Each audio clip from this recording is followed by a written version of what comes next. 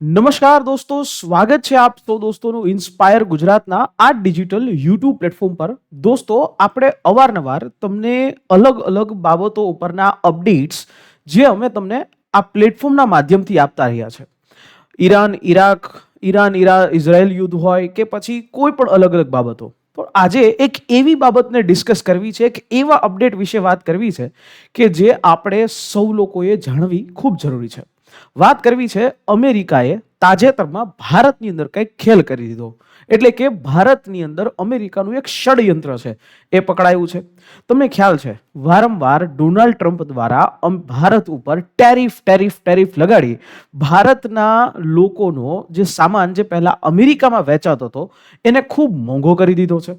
અને આના પછી અત્યારની હાલની સિચ્યુએશન છે એ એવી છે કે હાલના અમેરિકાએ આપણા ઉપરના ટેરિફ થોડા ઓછા જરૂરથી કર્યા છે, પરંતુ આપણને રશિયા સાથે વ્યવહાર રાખવાની ના પાડે છે. અને એવામાં અધૂરામાં પૂરું કે અત્યારની સિચ્યુએશન પ્રમાણે રશિયા પાસેથી 30 દિવસની છૂટ આપવી છે. પણ આ બધી જ વસ્તુઓ છે એ સામે છે. તાજેતરમાં તમે સાંભળ્યું કે બાંગ્લાદેશની અંદર પણ સરકાર જે છે ઉથલાવવાની થઈ, નેપાળની અંદર સરકાર ઉથલી અને એવી જ રીતે શ્રીલંકાની અંદર સરકાર ઉથલી. તો અમેરિકા જેનું એક ષડયંત્ર છે બહાર આવે છે, ભારતની અંદર ઉત્તર પૂર્વનું ભારત છે એને ભારતથી અલગ કરવાનું. કેવી રીતે? તમને એમ થશે સર આ આરોપ છે અમેરિકા ઉપર તમે કયા આધારે લગાવી શકો છો? તો મારા મિત્રો, આ આરોપ એમને નથી લગાવતા. આ આરોપની પાછળ એક હકીકત છે. આવો વાત કરીએ તો અમેરિકાના એક મર્સિનરી એટલે કે એક એવો એજન્ટ તરીકે જે ભાડેથી જે છે કામ કરતો હોય એવો એક વ્યક્તિ એટલે કે મેથ્યુ વેન્ડાઇક છે. અને એની સાથે સાથે 6 એવા યુક્રેનના જે લોકો છે એ એરેસ્ટ થયા દિલ્હીની અંદર. એ એરેસ્ટ થયા. કોણે એરેસ્ટ કર્યા? નેશનલ ઇન્વેસ્ટિગેશન એજન્સી દ્વારા.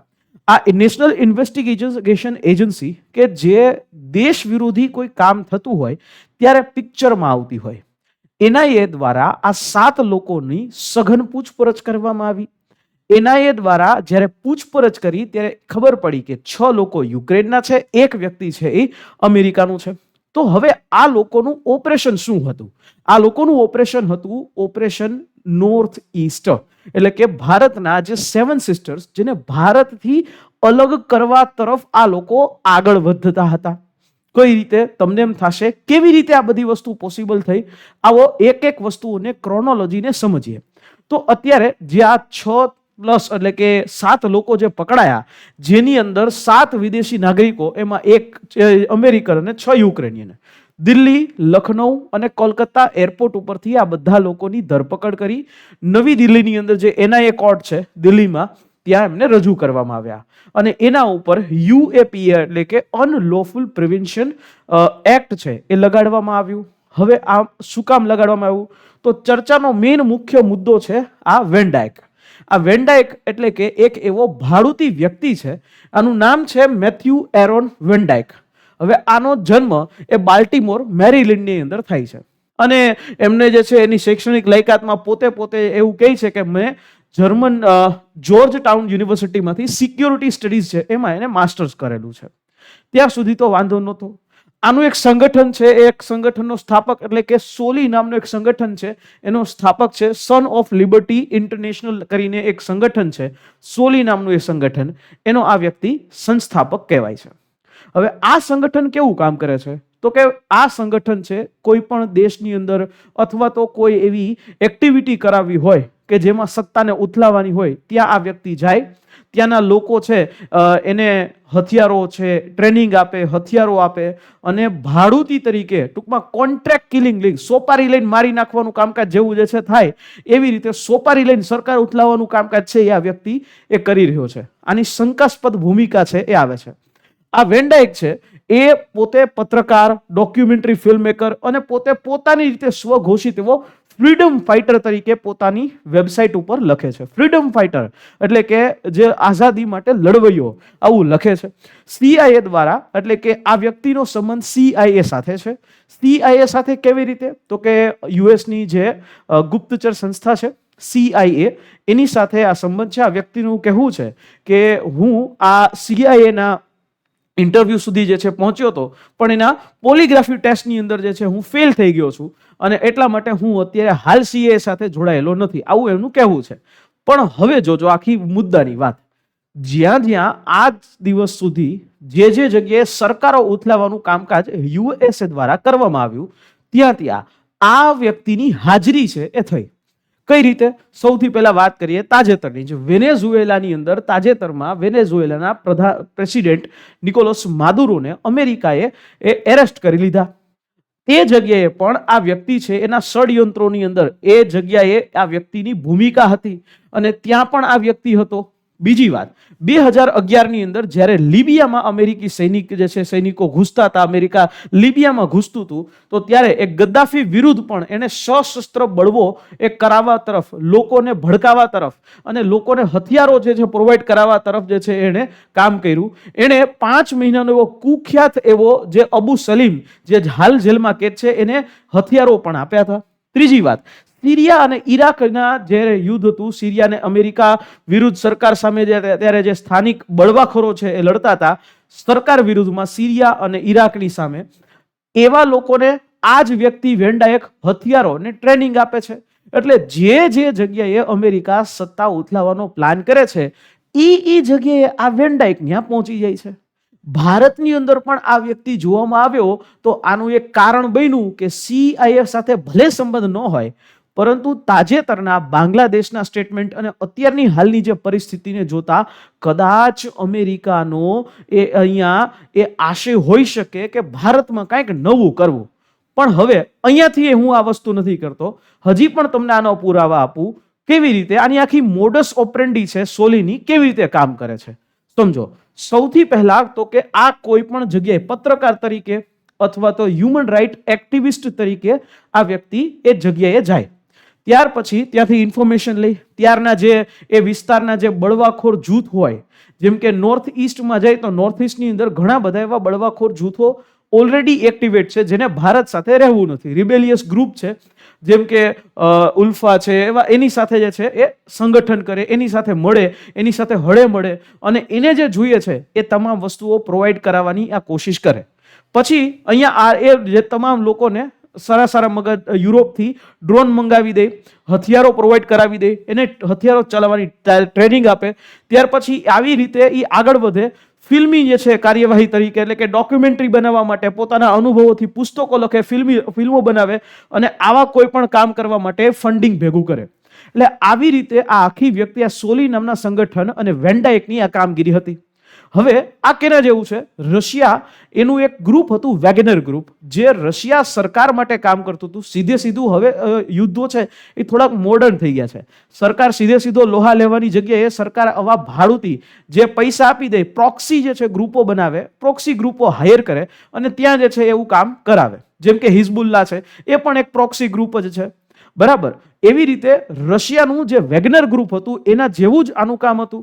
હવે સરકાર આજે કેવું છે કે સરકાર કાલ સવારે કોઈ જગ્યાએ આવી રીતે કામ કરે તો એની સરકારની જવાબદારી એ બને, સરકારના સંબંધો ખરાબ થાય, પણ એની જગ્યાએ પૈસા દઈને આવા લોકોને એક્ટિવેટ કરાવે એ દેશની અંદર, તો ત્યાં જે છે એ ઓટોમેટિક બળવો થઈ જાય. નેપાળમાં તાજેતરમાં આપણે બળવો જોયો જ છે, બાંગ્લાદેશમાં બળવો જોયો છે શેખ હસીના સરકારની સામે. તો આ રીતે આ વેગનર ગ્રુપ જેવું જ કામકાજ જે છે, આવું જે ખાનગી ફ્રીલાન્સ મર્સિનરીઝ જે છે, જે એક પ્રકારે ખાનગી લશ્કર કહેવાય, એને પૈસા આપી અને સરકાર ઉથલાવવાનો જે છે કામગીરી કરતા હોય.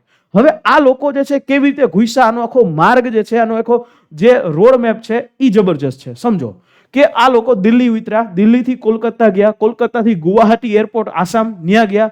બીજી વાત, ત્યાં તો ગયા પણ સિલિગુરી કોરિડોર છે એની એક્ઝેક્ટ નજીકથી એના લોકેશન્સ છે એ મળ્યા છે, ટ્રેસ થયા છે. મિઝોરમની અંદર એણે ગેરકાયદેસર પ્રવેશ કર્યો. તમને એમ થશે સર મિઝોરમમાં ગેરકાયદેસર પ્રવેશ કેવી રીતે? ભાઈ જો, કોઈ પણ વિદેશી જે લોકો હોય એમણે જે આવા 7 સિસ્ટર્સમાં પ્રવેશવું હોય તો એના માટે સરકારી પરમિટ લેવી ફરજિયાત છે, કારણ કે ત્યાંની જે પરિસ્થિતિને જોતા આ વસ્તુ કરવામાં આવેલી છે. તો આ વ્યક્તિઓ એને યુક્રેનીઓ સાથે આ 7 લોકોએ કોઈ પણ પ્રકારની સરકાર પાસેથી, ભારતીય સરકાર પાસેથી પરમિટ લીધી જ નહોતી, એટલે ગેરકાયદેસર રીતે એને પ્રવેશ કર્યો. પછી આ લોકો મ્યાનમારની સરહદમાં પ્રવેશ્યા. હવે આ મ્યાનમારની સરહદ છે ત્યાં પણ ભારત વિરોધી સંગઠનો ત્યાં એના આતંકી કેમ્પો પણ છે. ઘણા બધા એવા સંગઠનો છે, મિઝોરમની સરહદથી જે છે એ લોકો જાય છે અને ત્યાં મ્યાનમારની સરહદમાં પ્રવેશ કરી અને ત્યાં ભારત વિરોધી જે જૂથો છે, ઉગ્રવાદી જૂથો, એને ભડકાવે, એને ટ્રેનિંગ આપી, એને હથિયારો આપ્યા, આવું બધું કામ થયું. એટલે આ લોકોનું લક્ષ્ય હવે ઉત્તર પૂર્વ ભારત શું કામ છે? સૌથી પહેલા તો મિઝોરમ અને સિક્કિમ જે છે એમાં જે પ્રોટેક્ટેડ એરિયા પરમિટ જે જરૂર હતી આ લોકોએ લીધી નહીં. બીજું કે મ્યાનમારની અંદર જે સેફ હેવન કહેવાય છે મ્યાનમાર, આ લોકો માટે હાલની અંદર મ્યાનમારમાં છે ને સરકાર જ નથી, લશ્કરી શાસન છે.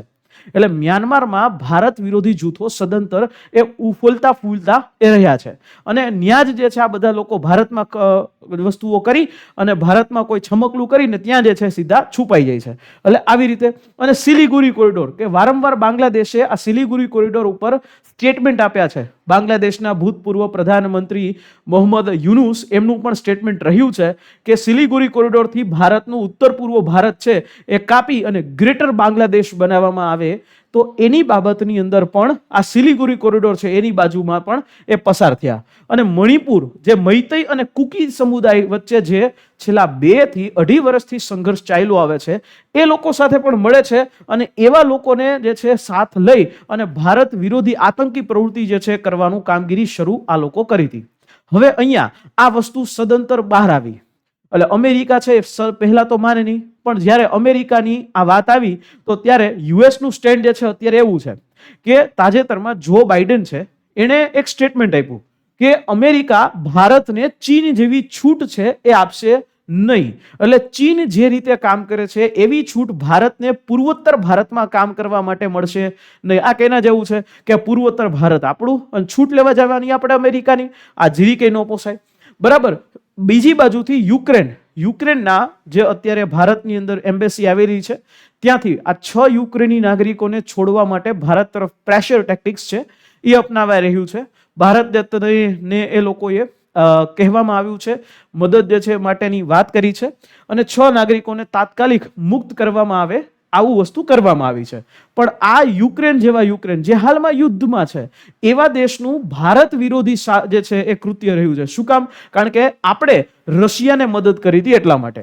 બાંગ્લાદેશ એંગલ છે કે જે ગ્રેટર બાંગ્લાદેશ બનાવવા ઈચ્છે છે એટલે એટલા માટે પણ અહીંયાથી એ સપોર્ટ એ મળતો રહ્યો છે. પણ હવે અહીંયા માસ્ટર સ્ટ્રોક આવે છે કે હવે થશે શું? તો કે આપણી પાસે અમેરિકાનું દબાણ આવશે. આ અમેરિકાની અંદર કેવી સિસ્ટમ છે કે કોઈ પણ નાગરિકને અમેરિકાનો કોઈ પણ નાગરિક એ બહાર પકડાય તો ગમે ત્યાંથી પાછો લઈ આવે. એટલે અત્યારે હાલ NSA અજીત ડોવાલ જેમણે મુલાકાત કરી છે યુએસના રાજદૂત જે ભારતની અંદર એમ્બેસેડર છે એ એરિક ગાર્સેટી સાથે મુલાકાત કરી છે અને આ નાગરિકની માટેની છોડી મૂકવામાં આવે, વેન્ડાઇકને છોડી મૂકવામાં આવે એવી વાત એ કરવામાં આવી છે. સામે ભારતે પણ નિખિલ ગુપ્તા જેને જે એક કેસની અંદર રો એજન્ટ તરીકે પકડી લેવામાં આવ્યા છે તો એને મુક્ત કરવાની ભારતે પણ વાત કરી છે. બે બાજુથી બાર્ટર સિસ્ટમ અત્યારે હાલ ચાલુ છે. પણ હા, આ વસ્તુ ચોક્કસથી છે કે અમેરિકા ભારતની સરકાર ઉથલાવવા માટે કદાચ કંઈક કરી રહ્યું હોય એવી હાલમાં એ લાગી રહ્યું છે. કારણ કે આ બધી વસ્તુ સંયોગ નથી, અહીંયા સાચી રીતે કરવામાં આવેલી વાત છે. તમને ખ્યાલ છે કે થોડા સમય પહેલા ચાઇનાની અંદર જ્યારે શાંઘાઈ કોઓપરેશન ઓર્ગેનાઇઝેશન SCO નું બેઠક હતી ત્યારે પણ એક સમાચાર અફવા, સાચી છે કે ખોટી એ ખબર નથી, પણ એક અફવા જે છે આવી હતી કે પ્રધાનમંત્રી મોદીને મારવા માટેનું કનેક્શન છે એ નીકળ્યું હતું. પણ ત્યારે પણ એ કનેક્શન રશિયાની મદદથી દબાવી દેવામાં આવ્યું હતું. પણ આ વખતે ખબર નહીં હવે શું થશે, પણ જે થશે એ સારું થશે માનીએ. પણ હા, એક વસ્તુ છે કે આનાથી આપણે શું નિષ્કર્ષ કાઢી શકીએ, આપણે શું વિચારી શકીએ કે આવા બધા જે વેસ્ટર્ન કન્ટ્રીઝ છે જે હાલમાં ભારતની અંદર હિંસા ભડકાવવા માટે મથી રહ્યા છે, કે ભારતનું વાતાવરણ ખરાબ કરવા મથી રહ્યા છે, આપણે આ કોઈ બાબતમાં આવવું નહીં. અને આ બધી બાબતમાં એક ઇન્ફોવોર જે છે શરૂ થશે, ફેક ન્યૂઝ જે છે એ પણ ફેલાશે. પણ આપણે પણ કોઈ ફેક ન્યૂઝની અંદર આવવું નહીં, સરકાર ઉપર ભરોસો રાખવો. અને હા, આવનારા સમયની અંદર હજી પણ પરિસ્થિતિ આમાં બદલાશે. દેશની અંદર દેશ વિરોધી તાકાતો આપણી અંદર જે છે એ વિરોધનો સૂર ઉત્પન્ન કરાવશે. આપણે શાંતિથી જે છે જે ભારતનો આપણી જે ભાવના છે એને પકડી અને રાખવું. આશા રાખીએ આ માહિતી સમજાઈ હશે. અને હા, અમેરિકાના આ ષડયંત્ર બાબતે તમારું શું કહેવું છે એ નીચે કોમેન્ટ બોક્સમાં જરૂરથી લખજો. ફરી પાછા મળીએ નેક્સ્ટ આવા કોઈ સેશનની સાથે. જય હિન્દ.